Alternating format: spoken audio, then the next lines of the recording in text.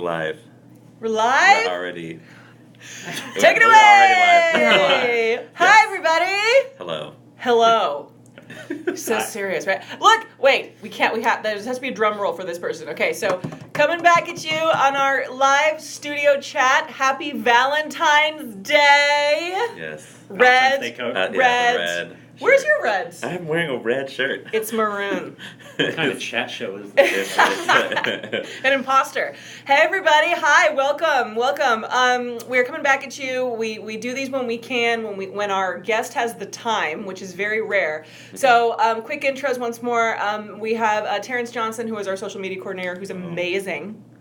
I'm Katie Northlake. I work in marketing and I teach on the acting faculty here at Studio and all that. And we have our special guest today who gave us his 30 minutes of his time. Drum roll, please. This is my drum roll. Yes. We already did it, sorry. I've never been a special guest on Instagram. It just doesn't feel special, but that's cool. That just made you sound special, old. yeah. We have Elric Kane, our film chair here at the Studio School in Los Angeles. Yay, Elric. So In my office, no less. Yes, we are in his office. Look how cool. This See? is the first time we've done one of these in an office.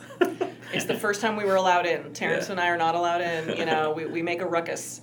So, so guys, you know the drill. If you've tuned in before, thanks so much for tuning in. Ask any questions that you can or have time for. So we have our film chair here to answer any questions about our filmmaking department here at Studio. So Elric has an incredible career and story, and we're so lucky to have him here at Studio. So while you're thinking of your questions, we're gonna just start our chat with Elric. So Elric, hello. Hi. This is so natural to be this close to two humans. I'm glad Yes. Let's just I'm glad pretend I'm we're here. at a cafe. Yeah, you know? yeah, right. We're just You know? chilling, yeah. Yeah, we're just chilling. Can you tell us, I mean, it's sort of the broad general question, but here you are as a film chair of a program at a new college in LA. How did you, sort of tracking way back, how did you yourself know that, like, wow, this is what I actually want to do, film long ago and far away, and also where you're from, because it's a pretty great story. So just sort of tell us a little. Next. Yeah. Yes. Well, the film bug caught me early. Actually, I can trace it to a moment. I loved movies early, but I think a lot of people who watch great movies will find when you're young, you don't think about the making of them. You don't. They're just these amazing things that wash over you. It's media, Totally. Yeah. and it's not until you can see that something was handcrafted that you actually start to see like an in to something. And for me, there was a Polish film school called the Łódź Film School where Kieslowski and Polanski, a lot of these directors went. And I was in New York, I think I was like 15, and there was a film festival showing all the short films made at that film school. Oh, wow. And I went to that. Yeah, it was really interesting in film, and it wasn't until, and I had Super 8 camera and made little things, but didn't really think about it as a career. And then seeing these shorts, and then knowing what the people went on to make, totally solidified in my mind, oh, you can do it. You can have an idea or something in your heart or mind, And you find a can way make to do it with the camera and people, and suddenly you're a filmmaker. Wow. And so that was like transformative. It wasn't from that moment that I knew 100% I was going to, but it changed kind of my approach. And then it is kind of a fun story. I was actually just telling my students yesterday this. I went to uni in New Zealand, university. And that's where you're from? So, well, I'm born in Brooklyn, New York. Okay. Lived there till I was 5. Moved Okay. to New Zealand. Typical route Yes. for most filmmakers. Standard. I then went to New Zealand for 20 years. So kind of the Mel Gibson route. I wanted to, not Mel Gibson now, be very clear. Mel Yeah. Gibson pre all the problems. So anyway, I went to New Zealand. I was in my first year of uni, and I still didn't really have the confidence that, college uni, confidence that, you can do this to study this. This is what I should go all in on this. So I had been making stuff, but and in my first year, this is kind of one of those crazy stories, I was crossing the road late at night to rent Blue Velvet, not kidding, which I'd never seen. Yes. I'd never seen David Lynch's Blue Velvet. It's up there. I wouldn't recommend it to high schoolers, very dark. I was crossing the road, it was raining, me and my friend were rushing across the street, and I got hit by a car. And I flew through the air. It was really bad. And the car didn't break. This is one of those crazy, oh my God, stories where you could have easily been killed. Oh, I wow. more or less landed on my feet. I rented the film, didn't like the film. I survived. I didn't at the time. I Yes. didn't like the film. It was probably underwhelming compared to what had happened to me. But true story. I was studying things like law and criminology at that time, and literally a week later, I just sat there and I realized, oh, your life is all made of these decisions, these finite, and I feel like it's a life of inches, like an inch this way, an inch that way, a decision here, a decision here. And so in that moment, I was like, just had the confidence to be like, well, what have you got to lose? Do film. And so I started studying film from that moment. I dropped out of law school like then, in the second. Didn't even question it. So I was lucky to have an actual struck by lightning moment that not everyone's going to get. Like, not everyone has that, but everyone does have their gut instinct. And I've also been at, like, in high school film programs before, and I really got a lot out of that, learned a lot of how to actually teach in those kind of programs versus college, where no one really is trained to be a teacher. You're trained to, in your craft, but how to teach that over a long period of time. And so when I saw it at that level, I started realizing, man, media has changed so much since when I fell in love with it. Because now everyone's studying it at a young age. So even probably the people watching this or thinking about coming to our school, a lot of them come in already making films as what I would call filmmakers. Absolutely. Which is surprising. Well, they get access to it at such a young age, don't they? I'm about to scroll. We got a question? There have been several comments and questions that I haven't got to. I got to tour the school a week ago. I love it. Yay! Yeah, keep smiling. Keep with threes instead of E's. Yeah. I love that we have to actually. Yeah, it's super bizarre. You don't know why they're doing that. Terrence, you keep looking. It is like people who have you guys who have watched many of these know the struggle of trying to read Instagram comments.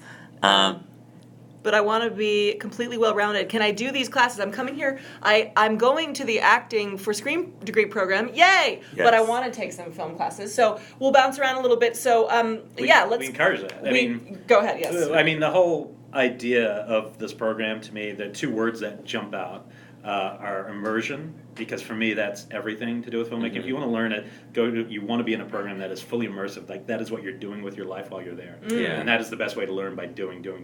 And so that's completely what this whole program came from when we first started as a summer workshop. And I feel like that workshop mentality, that immersion you do in a workshop, has carried through over 4 years, which is pretty wild. In terms of acting, and I continually talk to Krista, who's the head of chair of acting, is this idea of trying to truly get to a place where your classes are so nicely interweaved between screen acting and what filmmakers are doing, because we can both learn so much from each other. That's right. There's just so many. In most schools, that's really every school I've been to. So I taught at Columbia College in Chicago. I taught in New Zealand.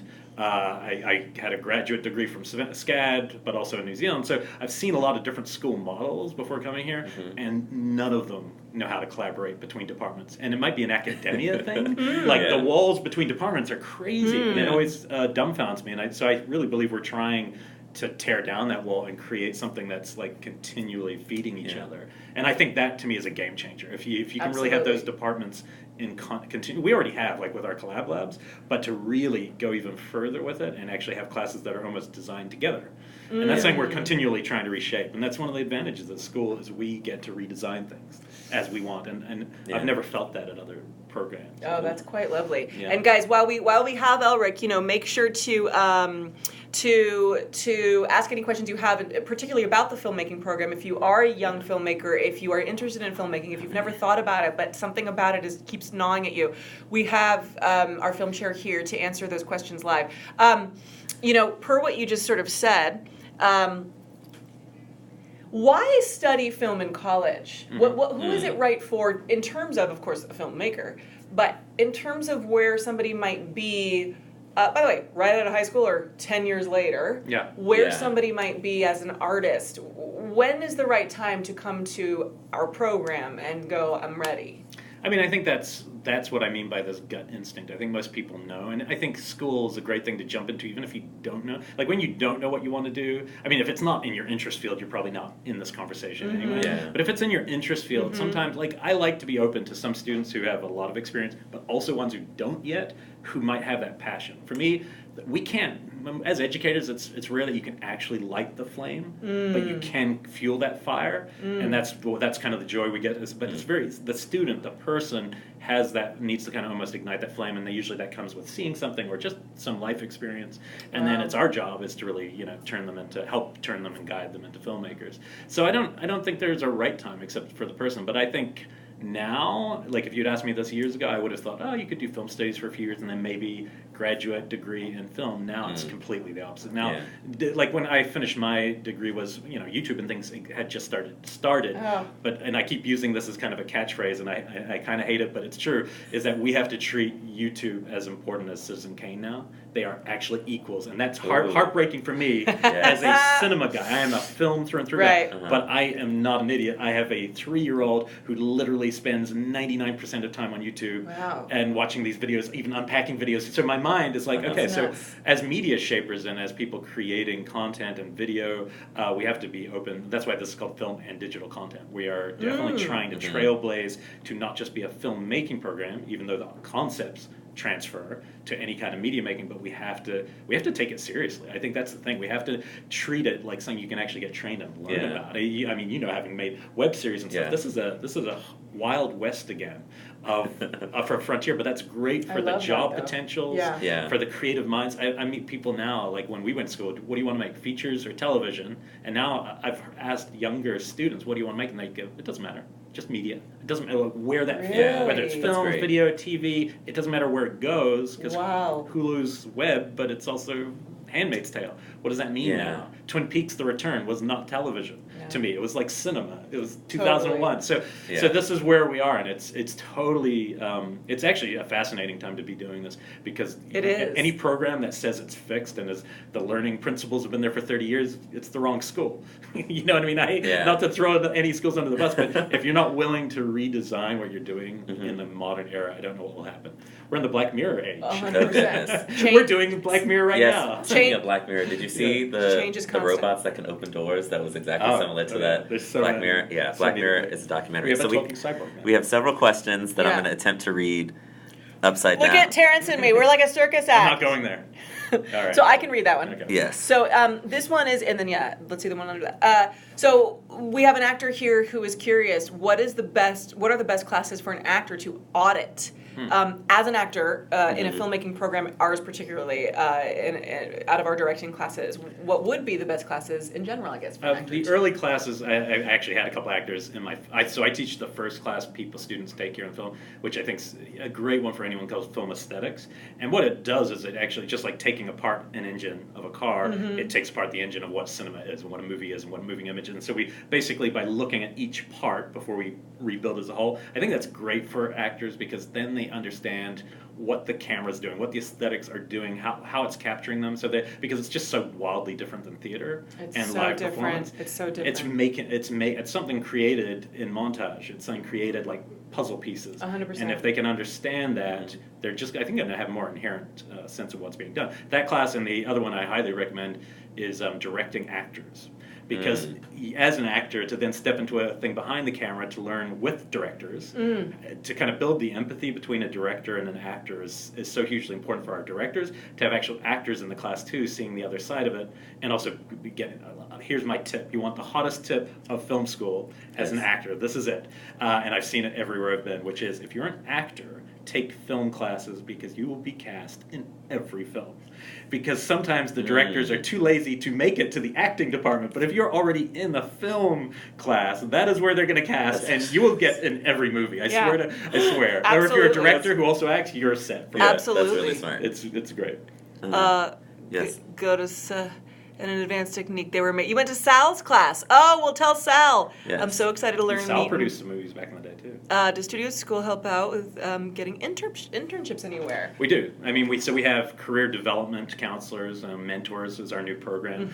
So that's going to have. So this is the big change. It literally starts this week.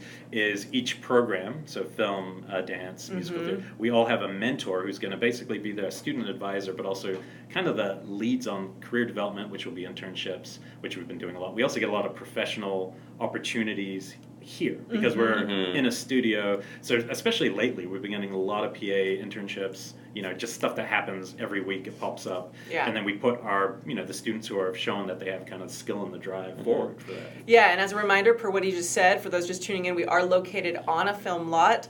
Studio School is located on the lot of Los Angeles Center Studios here in downtown LA. So, you go to school on a film lot, you guys. Yeah. What's up? I think that's really great for the filmmakers, because the students get to use the sets that we have here. and there's probably no better training for how to make something if you want to go into the industry and make things than actually doing it. And I guess the sense, what I like about it is a sense of kind of our school compared to just schools is like a sense of professionalism. Within a couple weeks, you realize I gotta act professional. I'm just not in school where I can do whatever I want. I'm actually in a set. I'm around people like, when we pass car parks that say Nolan or something, suddenly you get all serious. I don't know if they park here ever, but that happened to me when I saw Brad Pitt. It's not name dropping, like just so you think this is a cool place. It's like, no, it's an actual act of studio, so these things happen, and you have to be mature enough to take that on. And, it's part of going to school here, really. Yes, guys, if you're just tuning in, we have Elric Kane here, our head of our film department, our chair of film and digital content here at Studio. And if you have any questions for him while he's here, please let us know. I have a lot of ideas for stories and films, but I don't know how to properly write them. Are there classes on that? And also, perhaps we can just speak to that. If you have a million ideas, which you're a human being, of course you do, how do you funnel it? How do you channel it? How do you actually create content from here to here? Maybe you can answer that. And how do we help with that here at Studio? I mean, keep a notebook. That's the best advice on directing is like keep a notebook and wear comfortable shoes, right? That's the one you hear all the time, and it's very true. Love the shoes. That's smart. It's really killer. Not having. So we have great screenwriting classes. In fact, I'd say the whole program is largely based on story. Campbell's hero journey is a big part of it. Gen Eds. They can watch the Talk with Will for that. We basically have screenwriting classes from your first semester and through the first 3 years, where we basically develop from short film ideas, something super short, to a class on structuring the short film idea, to 2 classes of a feature development. We develop the first half of a feature and the second half of a feature. Wow. So we really take them, and then after that, there's a lot more writing classes for those who want to do more screenwriting.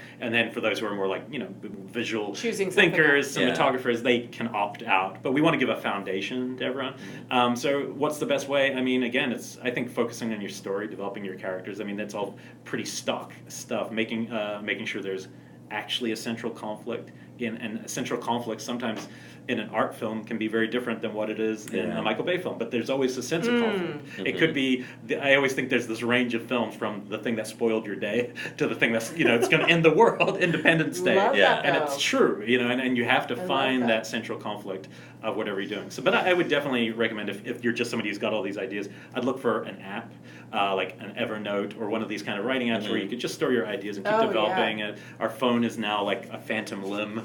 I feel like we're often reaching for it in the dark. So keep it somewhere. Dream journals. I'm a huge fan of when you first wake up. Sometimes something's just slightly there. Trying to make a note of it before it's gone. Because it's gone forever. I tell you, the amount of ideas that are just gone if you don't note it. It's like being a songwriter, where the songwriters will sometimes say they've woken up in the middle of the night, and then that becomes the next big hit. There's a theory that ideas are always sort of floating right above us, as you said. Yeah, like if we don't, Lynchian David Lynch. And if we don't grab it, somebody else will. It'll just move on. Ultimately, we're trying to create visual thinking and visual writing. So that's the difference between a screenplay and a novel. If you're somebody who doesn't really understand the difference yet, it's really you're trying to break these ideas into something shootable and visual that somebody, not you, can direct. So we don't really write scripts. It's counterintuitive. As a director, I tend to want to write it just the way I want it to look.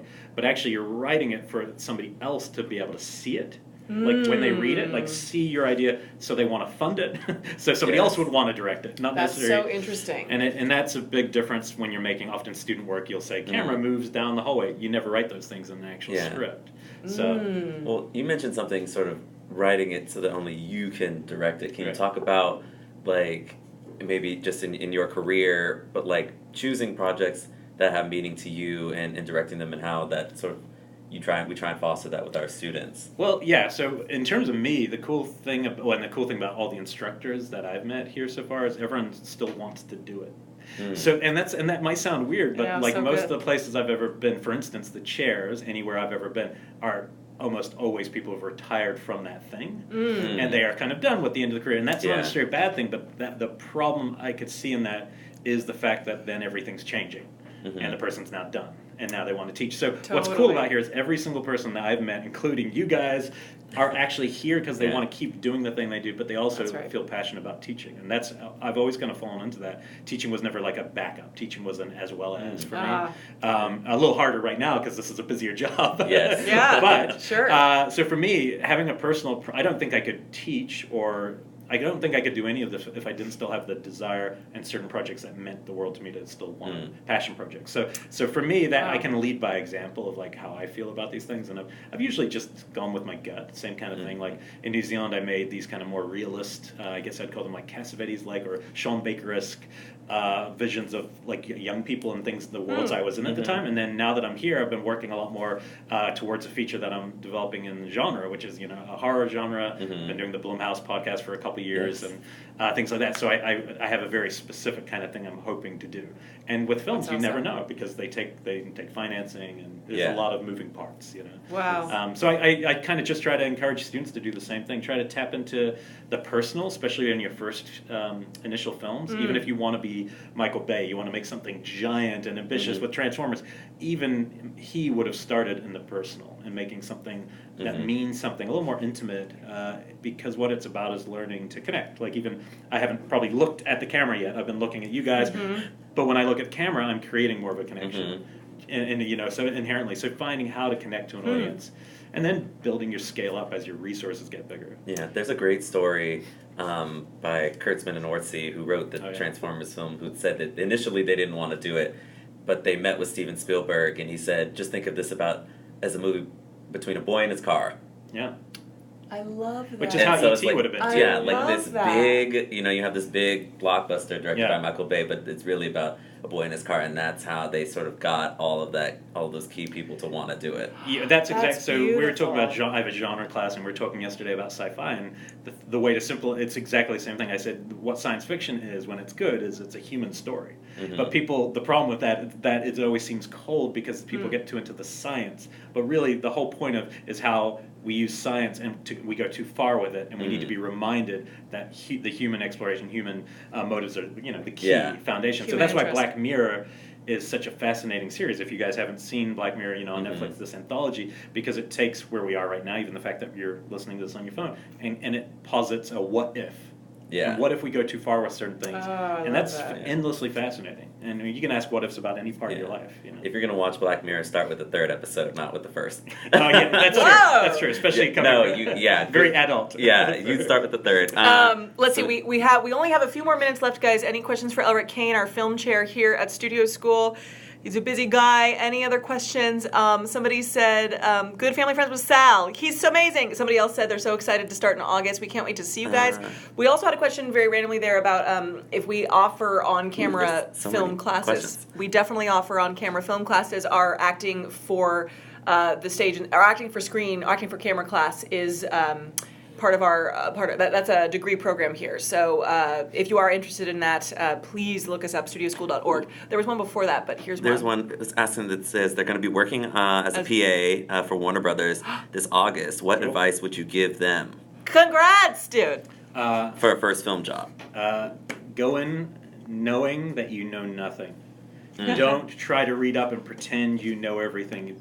Find somebody you can trust there, like quickly, and try to kind of get a lay of the land. But really go in as a sponge, and go as my number one advice to any filmmaker coming to LA is to say yes to everything you can. Absolutely. Any opportunity, anyone asks for help, you say yes, you do it, and then you see what leads from that. So, but the worst thing you can bring to as a first job, especially a PA, and I actually did this, so I can speak from experience, is bring your ego. And I really felt like I'd already done it, and I was like 20 and had made some low budget little feature thing and went on a film set, actually a David Gordon Green produced film in the South. It was like right when he was starting, and I thought I knew better, and some guy asked me to get a pack of cigarettes, and I was like, I don't need this, and kind of walked off. And I always look back at that as like, what was I thinking? Like, what do I know? So it's super important to really just go there for the experience. Don't expect this to be the most fulfilling film job. You're not going to be rubbing shoulders with the talent that much, but it's the starting point. I love that, and per that point, like we emphasize so much about collaboration here, and sort of per that point, it's that idea of almost like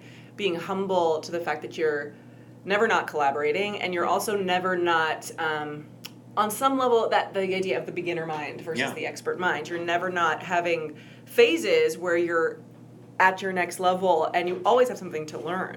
And to admit that you still have stuff to learn, even for us, is so important. Oh my gosh, completely. It's the only way to let it in. Otherwise, you're always repelling everything, and it's a problem. I had an acting class. I'm an actor and a writer, and I was in acting class the other night, and got almost practically emotional because I felt so frustrated because I wasn't doing it well. That's the point, though. That's doing the work, and I'm proud of myself.